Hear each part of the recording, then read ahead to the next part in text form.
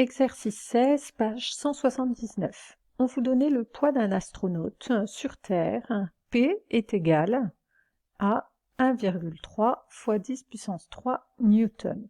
Première question, on vous demande de calculer la masse. Alors, je rappelle que on a vu dans le cours que le poids, il est défini par P est égal à m fois g, avec m la masse du corps, G l'intensité de pesanteur, et P qui est le poids. Les unités, on va en profiter pour les rappeler. Le poids c'est en newton, la masse en kilogrammes, ce qui fait que l'intensité de pesanteur est en newton par kilogramme. Donc, dans cette relation-là, il faut bien comprendre que là, ça nous permet de déterminer le poids d'un corps qui a une certaine masse.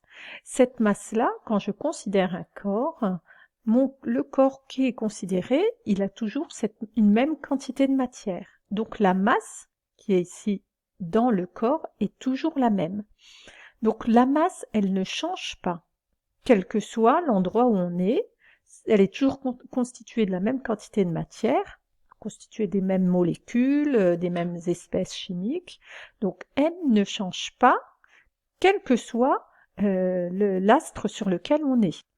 Par contre, entre un astre et un autre astre, l'intensité de pesanteur n'est pas la même. On avait vu par exemple que l'intensité de pesanteur est à peu près 6 fois supérieure à l'intensité de pesanteur sur la Lune. Ce qui fait que, étant donné que le poids est égal à m fois g, m qui ne change pas mais g qui change, alors le poids n'est pas le même sur une planète ou sur une autre.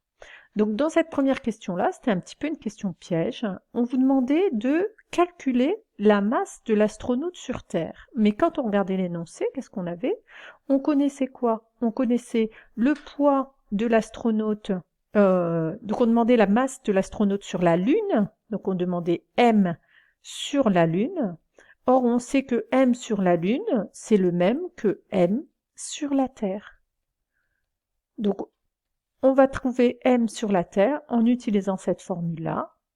Le poids sur la Terre, c'est égal à m fois g de la Terre. On en déduit que m, c'est égal au poids de la Terre divisé par g de la Terre, c'est-à-dire 1,3 10 puissance 3.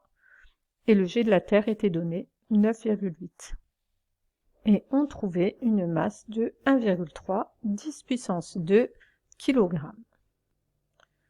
On vous dit ici l'intensité de pesanteur est 6,1 fois plus faible sur la Lune que sur la Terre. Ça veut dire, donc on va traduire ça, le G de la Lune est égal au G de la Terre, mais 6,1 fois plus faible, donc divisé par 6,1.